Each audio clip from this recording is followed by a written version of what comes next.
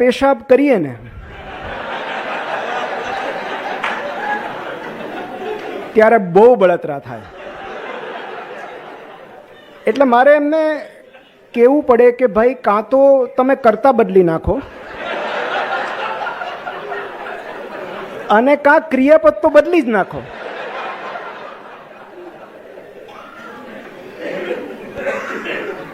પણ હવે એમના ભોળપણ સામે આપણે શું કરી શકીએ? એમ કે ક્યારેક તો પેશન્ટ અમને પૂછતા હોય, મને સાહેબ તમને સેકન્ડ ઓપિનિયનની જરૂર લાગે છે?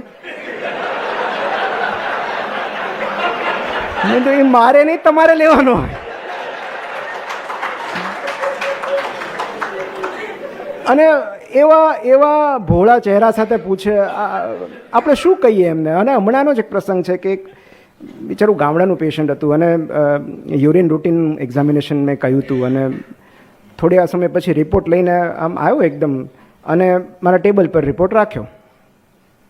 પછી હજી હું જોઈને કાંઈ કહું એમને પહેલાં જ હમણાં હસતા હસતા પૂછ્યું કે સર યુરિનનો ટેસ્ટ કેવો છે?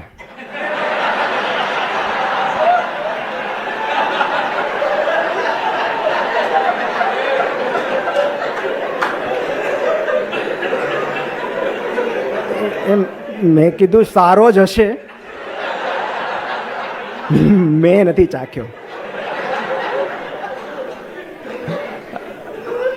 રિસેપ્શન પર ફોન આવે કે અપોઇન્ટમેન્ટ લેવાની છે યુરોલોજિસ્ટની અને રિસેપ્શનિસ્ટ બિઝી હોય તો એમ પૂછે કે કહું તમને 1 મિનિટ હોલ્ડ કરશો? તો કે હોલ્ડ નથી થતું એટલે તો બતાવવાનું છે.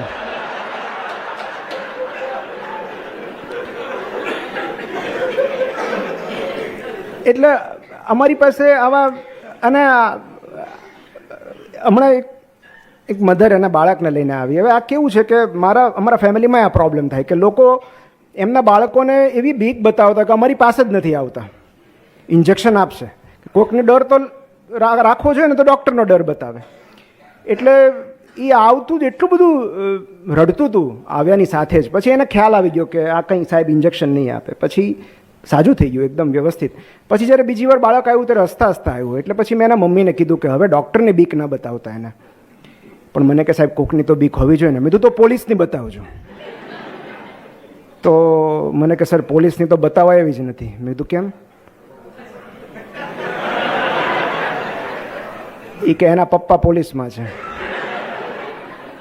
મેં કીધું તો પછી ડૉક્ટરની રાખો, બીજું શું. અને હમણાં એમણે યુટ્યુબની વાત કરી અને ખરેખર આ ત્રાસ છે કે ઘણીવાર મને એવું લાગે છે કે યુટ્યુબર્સ અથવા યુટ્યુબમાંથી જે વાંચીને જોઈને આવે છે એમનું ડબલ કન્સલ્ટેશન લેવું જોઈએ, મને એવું લાગે છે. કારણ કે એમની ખોટી માહિતીને સુધારીને આપણે સાચી માહિતી આપવાની છે.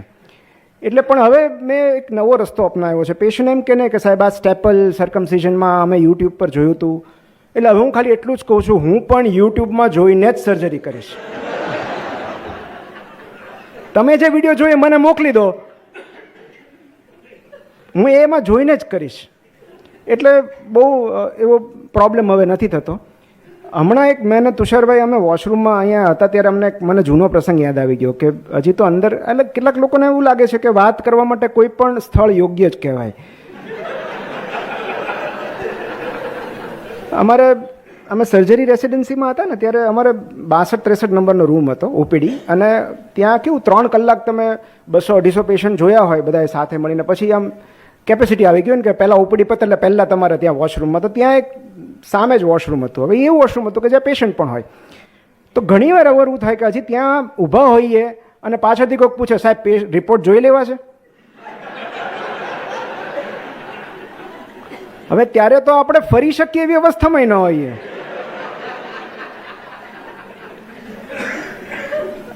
એટલે પછી અમે નક્કી કર્યું કે હવે અહીંયા રહેવા જ દેવું, આપણે ઉપર ડિપાર્ટમેન્ટમાં જઈને જે કાંઈ ક્રિયા કરવી હોય કરવી. એક ઇન્સિડન્સ મને હું અહીંયા બેઠો તો મને પ્રદીપ જોશી સાહેબનો યાદ આવ્યો. અમારા ફિઝિશિયન છે ભાવનગરના.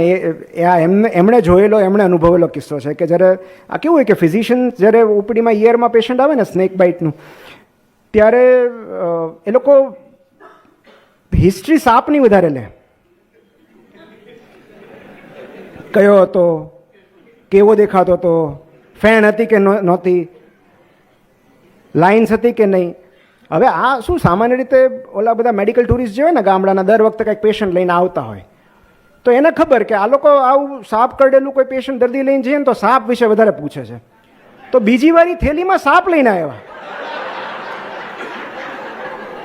એ કે સાહેબ તમે દર વખતે પૂછો ને, લો આ રહ્યો, આ કાઢ્યો હતો.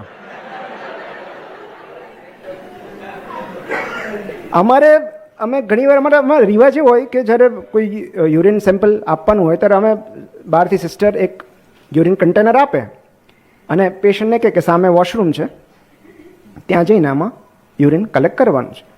મોટાભાગના તો સમજી જાય, પણ કેટલાક એવું પૂછે કે બસ આટલું જ, થોડુંક મોટું આપો ને, કે આટલામાં કેવી રીતે થશે એમ. પછી એમને સમજાવવું પડે કે આ ખાલી સેમ્પલ જ છે, આમાં ડોલ ન લઈ જવાની હોય, કારણ કે આને પછી તમારે બ્લડ આપવાનું છે.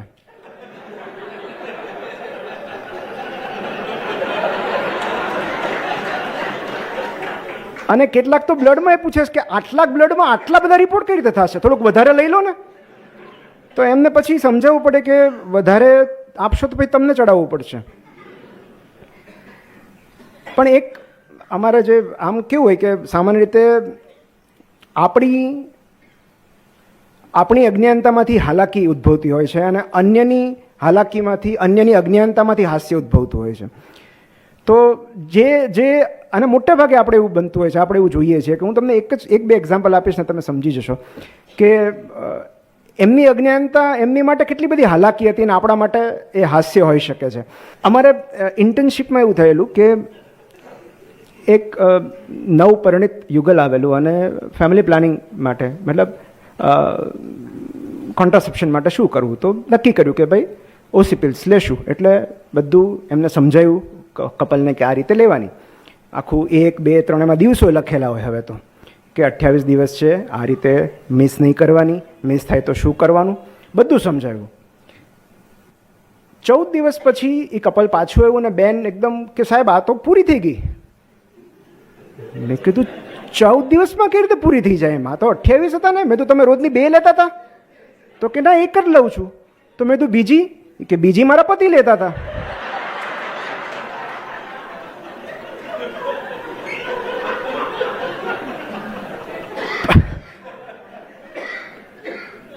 પણ મેં કીધું આ તમારે એકલા જ લેવાની હોય? તો કે આમાં જો કમ્બાઇન્ડ લખ્યું છે,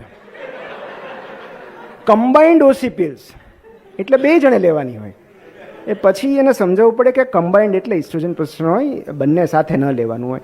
એટલે એવો પ્રેમ એમ કે તું લે તો એક હું લઈશ. પણ આ કેવું છે, મેં બહુ પ્રયત્ન કર્યા કે હું મારી અંદર રહેલી કવિતાને જીવતી રાખું. અને ખાસ કરીને સર્જરીના દિવસોમાં તો ખાસ, કારણ કે મને ખબર હતી કે જેવો હું સર્જરી રેસિડેન્સીમાં પ્રવેશીશ, મારે કંઈક અલગ પ્રકારનું સાહિત્ય સાંભળવું પડશે. અને એ ન સાંભળો તો એ તાલીમ ન મળે ને, તાલીમ અધૂરી રહી ગઈ કહેવાય. તો મેં એક એવો નુસ્ખો અજમાવ્યો કે મને એમ થયું કે મને હવે પુસ્તકો વાંચવાનો સમય નહીં મળે, જે મારું બહુ પ્રિય કામ હતું. મને નવલકથા વાંચવાનું, વાર્તા વાંચવાનું, કવિતાઓ વાંચવાનું, એવું મને સમય નહીં મળે. તો મેં કવિતા સાથે સંપર્કમાં રહેવાનો એક જ રસ્તો મેં અપનાવ્યો કે મેં કીધું મેં મારી કોલર ટ્યુન હું કવિતા રાખું. એટલે એક કવિ મુકેશ જોશીની એક બહુ સુંદર કવિતા છે કે તમે કોઈ દિવસ પ્રેમમાં પડ્યા છો? એકાદી મુઠ્ઠીનું અજવાળું આપવા આખી એ જિંદગી બળ્યા છો? તમે કોઈ દિવસ પ્રેમમાં પડ્યા છો? તમે કોઈની આંખોમાં વીજના કડાકાથી ખુદમાં વરસાદ થતો જોયો? તમે કોઈના આભને મેઘધનુષ આપવા પોતાના સૂરજને ખોયા? તમે મંદિરની ભીંત ઉપર કોઈની જુદાઈમાં માથું મૂકીને રડ્યા છો? તમે કોઈ દિવસ પ્રેમમાં પડ્યા છો? તો આ મારી કોલર ટ્યુન હતી ત્યારે, first year of surgery residency.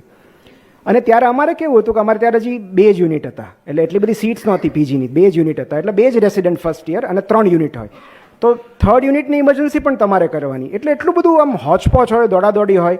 અને ત્યારે તો કેવું કે હવે તો પેરીફરી એટલી બધી ડેવલપ થઈ ગઈ છે, એટલે એટલી બધી માસ કેઝ્યુઅલ્ટીઝ ઓછી આવે છે. તો એક છકડો ઊંધો પડી જાય એટલે તમારી સવાર પડી ગઈ એમ. તો સ્ટેબ આવે કે હેડ ઇન્જરીઝ આવે અને આપણે ઈયરમાં સ્ટીચ લેતા હોઈએ કે બ્લડ રિઝર્વ કરાવતા હોઈએ, અને સૌથી વધારે ટેન્શન આપણા સિનિયરનો હોય કે કારણ કે એને પેશન્ટ જલ્દી ઓટીમાં લેવું હોય કે જલ્દી આ લે તો પછી હું એને સ્ટાર્ટ કરું, એપીને ઇન્ફોર્મ કરવાનું હોય. હવે આટલા બધા ટેન્શનની વચ્ચે જ્યારે મારા સિનિયર્સ મને ફોન કરતા અને ત્યારે એ શું સાંભળતા, તમે કોઈ દિવસ પ્રેમમાં પડ્યા છો?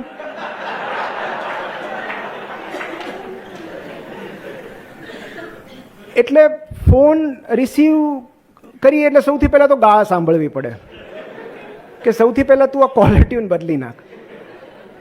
પણ મેં છેક સુધી ન બદલી, કારણ કે હું પણ મારા સિનિયરને પણ એવું લાગવું જોઈએ ને કે આ છોકરો પણ જિદ્દી છે, કાંઈક તો મારું ધાર્યું કરું ને. પણ પછી મને સમજાણું કે મારે કવિતા સાંભળવી હોય તો મારા સિનિયરની કોલર ટ્યુન બદલાવાની જરૂર હતી.